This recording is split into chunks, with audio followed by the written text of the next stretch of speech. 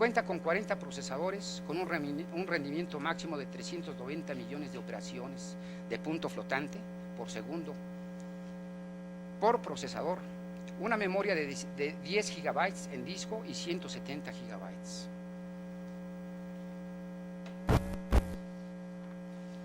Para concluir,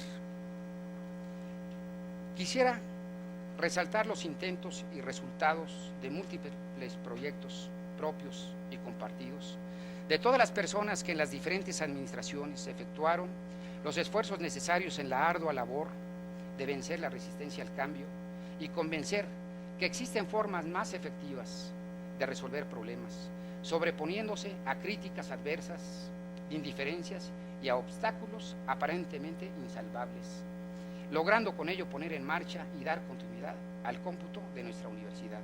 Por lo tanto, vaya mi admiración y respeto por su labor. Muchas gracias.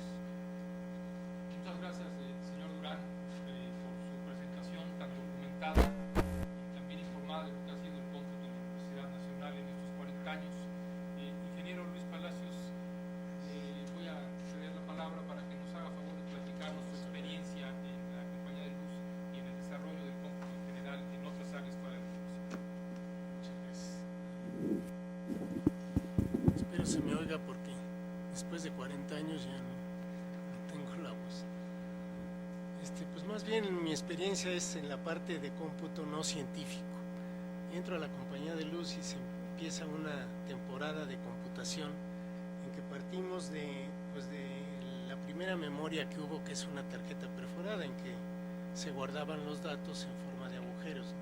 Entonces realmente es raro decir que la memoria empieza con agujeros, pero es la verdad, ¿no? Entonces empiezan la experiencia en compañía fue de hacer trabajos masivos en el sentido de la parte administrativa y comercial, hacer facturas y hacer la nómina, y después ya se empezaron a hacer aplicaciones mínimas como eran los inventarios y la parte de contabilidad y balance. Entonces en la parte que estuve Perdón, más... ¿en Tejesca me escuchan? Sí, te oímos. Estaba hablando de Iztacala, lo que pasa es que se oye muy bajo el volumen. Sí, pues son los 40 años. No me entienden. A ver, ¿se oye bien? Sí, así está perfecto. ¿Así? Gracias. Bueno, gracias. Sí, usted sí, pero yo no.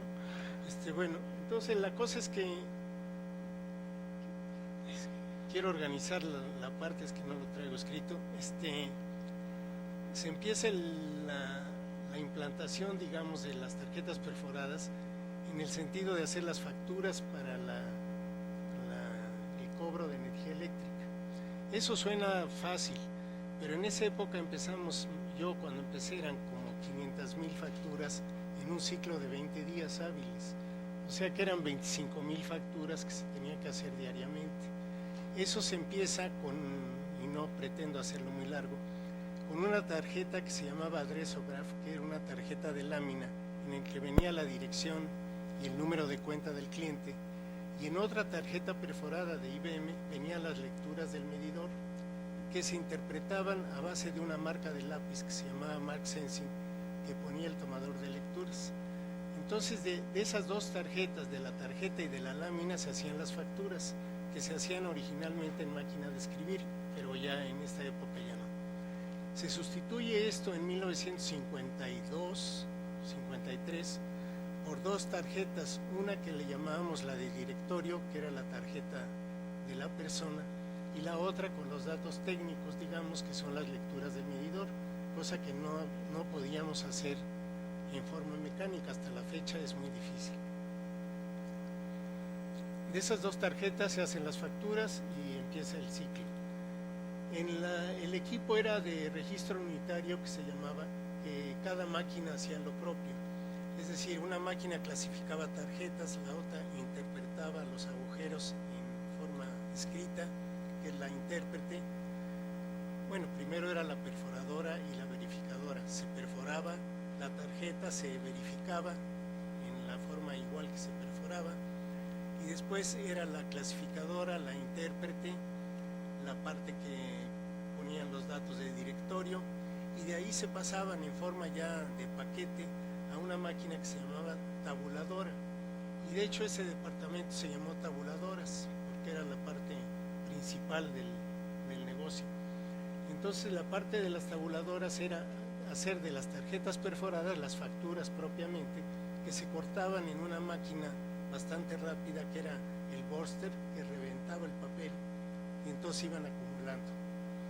Esto es así muy fácil, pero si ven el aspecto de volumen era interesante el control de ese trabajo, porque eran volúmenes muy grandes, es decir, llegamos a tener fácilmente, eran ya 500, pues sí, 500 kilos de papel por día, lo que se producía en ese departamento. Entonces era una cosa bastante importante, pues tener el control de eso, y no había descanso. Es decir, hasta la fecha, pues ven cómo estoy, no descansé, ¿no? Nunca, de veras, no pasaba. Es decir, eran 20 días hábiles en un mes. O sea, sábado y domingo nos quedaba de descanso relativo para hacer el trabajo que se atrasaba en los 5 días hábiles, ¿no? Entonces de ahí, pues todo el tiempo era durante todo el año, y se sacaban 12 ciclos de facturación, que después se volvieron 6 ciclos de facturación. Bueno, en el aspecto de máquinas creo que he dicho poco, pero realmente las máquinas son todas del tipo IBM, que son las que considerábamos allá, y después las calculadoras no existen hasta 1900, bueno, en el caso nuestro, en 1956, se pone una calculadora electrónica 604-004, es la primera calculadora, son dos de hecho. Estas calculadoras tenían, pues eran 1200 bulbos cada una, diodos, ¿no? Entonces entraba la tarjeta, calculaban todo lo que era necesario y perforaban la tarjeta con el resultado. Eso se interpretaba en una impresora de, bueno, al principio de 500 líneas por minuto, y llegamos a 2000 líneas por minuto. Entonces ahí se interpretaba o se hacía el papel, que es el recibo que hasta la fecha les llega a ustedes de energía eléctrica, ¿no? Entonces esa es la primera calculadora. Puedo decir que es la primera época es tarjetas perforadas con registro unitario hasta la calculadora. De la calculadora empieza a hacerse diferentes modelos. De esta 604 pasamos a la 1401, que es otro tipo ya más avanzado, y ya en 1401, sí, en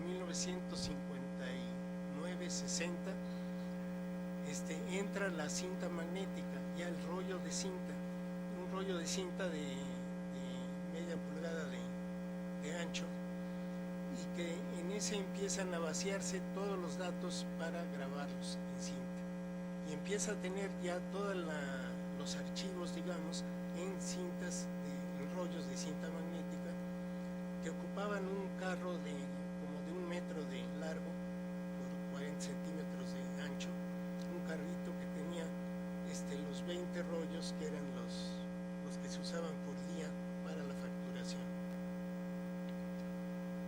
Entonces la época importante es esta del 59 al 60, en que se pasa ya al control a base de cintas.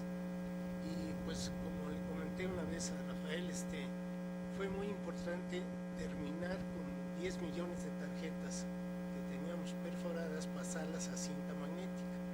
Para mí fue un día memorable, ¿no? Esa vez se inauguró Teotihuacán, que realmente no tiene nada que ver, pero me acuerdo porque en el periódico había esa noticia, que López Mateos había inaugurado Teotihuacán. Realmente creo que no fue una inauguración, sino más bien abrir el centro histórico, ¿no? Para decir que era el centro de la cultura teotihuacana. Pero ahí terminamos con las 10 millones de tarjetas. Entonces de ahí pasamos ya a la cinta magnética, que se sigue hasta la fecha usando como archivo. Actualmente yo ya no he ido para allá, pero hasta 1978, 80 estaba todavía todo en rollos de cinta magnética. Ahora no sé si ya se pasó a los discos, que es el otro almacén, porque realmente son diferentes almacenes, ¿no? Entonces de ahí pasamos a las cintas, luego a los rollos de cintas y luego ya viene, pues ya hasta ahí me quedé con modelos de la 360, fue de la 360, 1401, 7070, 7074, que fue la última ya que instalé. Y había otra máquina que se me ha olvidado decirlo, para entrada de información se inventó, bueno, un lector óptico que se llama, que es una máquina en el que se entra una tarjeta y se interpreta las rayas de lápiz que pone el tomador de lecturas. Un señor va a las casas y toma la lectura del medidor y pone una raya. Esa raya se interpretaba y se pasaba a la cinta magnética. Entonces el lector óptico tenía una alimentación a cinta, que eso fue un adelanto muy grande en el sentido de que se metía toda la información, que eran 20,000 o 30,000 tarjetas diarias que traían las rayas de lápiz que nos hacía el tomador de lecturas que iba a las casas. Entonces esa parte no es mecanizada, pero se pretende con eso tener ya toda la información directamente del consumidor. Esos lectores ópticos hubo de varios tipos. Hubo uno de la Control Data, que fue el primero que se instaló en México, fue en 1900, esa sí es interesante la fecha porque no se había instalado. Ahí está. Sí, se instaló en enero de 1970, se instala el primer lector óptico de la Control Data. En ese momento ya teníamos como un año con el lector óptico de IBM y entra el de Control Data en competencia con el de IBM ahí mismo en la compañía. Y fue una situación muy interesante técnicamente, todo el año cómo trabajaban los dos. Y en el segundo, en el de Control Data, es muy importante que era la primera aplicación, según recuerdo, de fibra óptica.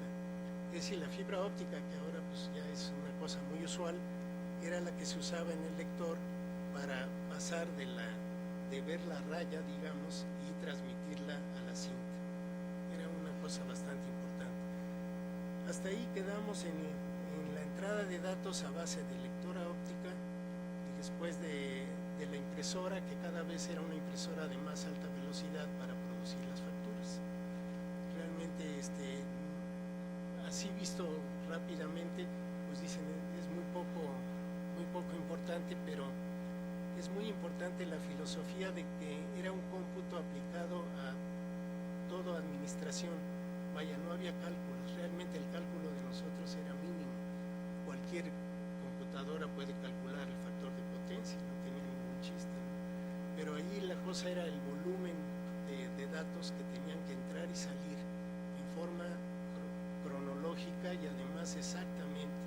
Es decir, no puede haber atraso de más de un día. El día constaba de 2 turnos y tenía que ser, al día siguiente tenía que ser el siguiente ciclo.